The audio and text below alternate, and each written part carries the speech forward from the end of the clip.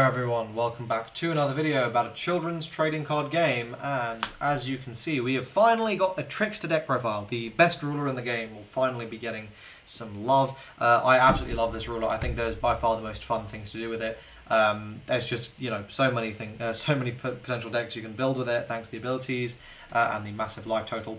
So let's go ahead and just get started. So this is going to be a sort of supernatural control deck. And I think there's a few interesting packages to talk about, some really nice upgrades in the set. But we'll get started with what was tried and true in the last format. So we're going 4 copies of Ophidian Reincarnation and 4 copies of Huli. This is your absolute bread and butter broken combo. If you get this early, your opponent is going to be having an absolutely fucking horrendous day. Why is that? Well, Huli, when she's destroyed, your opponent's going to have to either pitch a card from hand or play. And Ophidian Reincarnation, you basically mill something, revive something from your graveyard, and then put something from your field into the drop zone.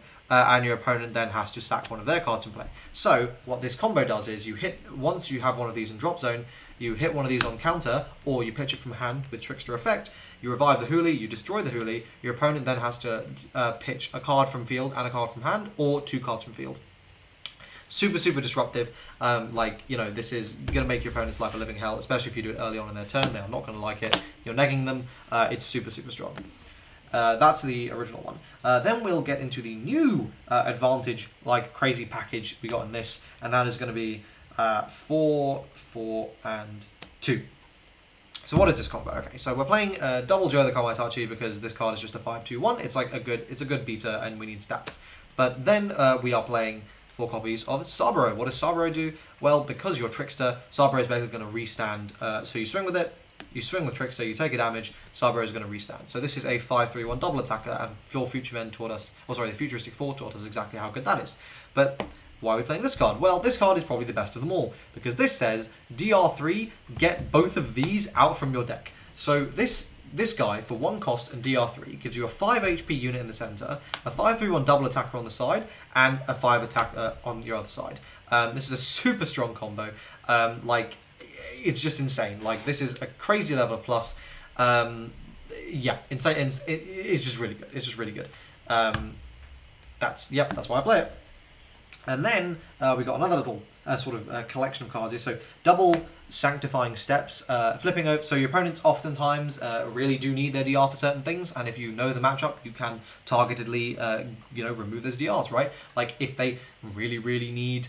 For example, Darkness DRs, otherwise their Zakator will deal them damage. Well, you can just go like, okay, I'm going to flip all your Darkness DRs down, so if you get a Zakator, you are fucked. Also, you can give yourself back some DR. Why would you want to do that? Well, because of this guy, who I'm a massive fan of. You can banish your incantations or your magics, which there's a bunch of in this deck, to just special somethings out from deck. Or you can DR3 to basically make your opponent's life a living hell by saying, no, your counter doesn't do that thing when it really matters. Some targets we're playing are Gashidokuro. This is a hard out to gear up existing at all, and Sakihime, because this is just something that's going to be getting you pluses. Because Kinemiya specials out deities or demon lords. Oh, actually, sorry, you can't special out this, but whatever, doesn't matter.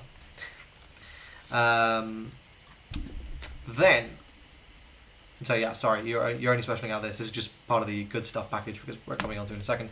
I tried to sort this deck by like those sort of things. What's the amazing cards of playing? Okay, triple laminate. I would play 4. The problem is, level 1s are a little bit awkward in Trickster. You don't necessarily always have the energy, so you kind of have to plan ahead. But obviously this card is absolutely ridiculous. Quadruple Silver Uppercut. It's a counter gear up. It's broken. Quadruple Armor of Ambition. I know, this is one of those decks where it's like, I mean, you could play something else, but this is so strong, like, just getting it, setting it. Yeah, it's just very good. You could replace this, I will say there's a very compelling argument to replace this with Rite of Kami's Scorn.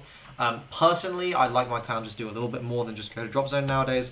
Because Kami's Scorn obviously does synergize with this, but you're only really going to be doing this once a game anyway, so it's not a massive deal.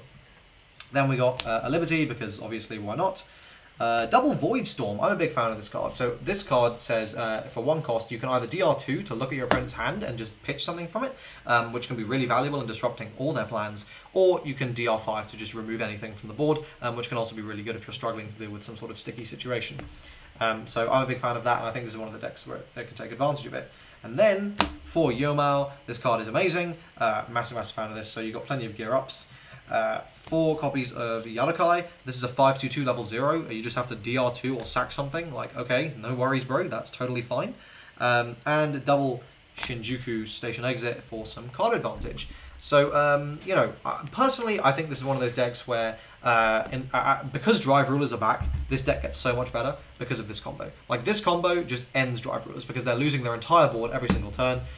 Thanks to Armor of Ambition, you're probably not taking too much damage. You've got a huge HP pool to deal with anyway. Plus, you've got your gear ups to just like sit there and be like, Mao, I am never going to die. You got your laminates. I think the deck is just super good. You are literally, by playing that suite of blue events, you are getting this huge package of cards that are just delaying the game, which makes you get even better, which is just like super strong. So yeah, I will say if the game goes on a bit too long, you're at risk of dying to your own ability, but I mean, that's fine. Like, you're taking so little damage anyway for the game to go on that long, that's not a big deal. But let me know what you guys think. I'm curious to see your Trickster builds. Join my Discord server, send them there, I'd appreciate it. I definitely want to steal any for content. But yeah, thanks for watching, and I will see you guys in the next one. Cheers.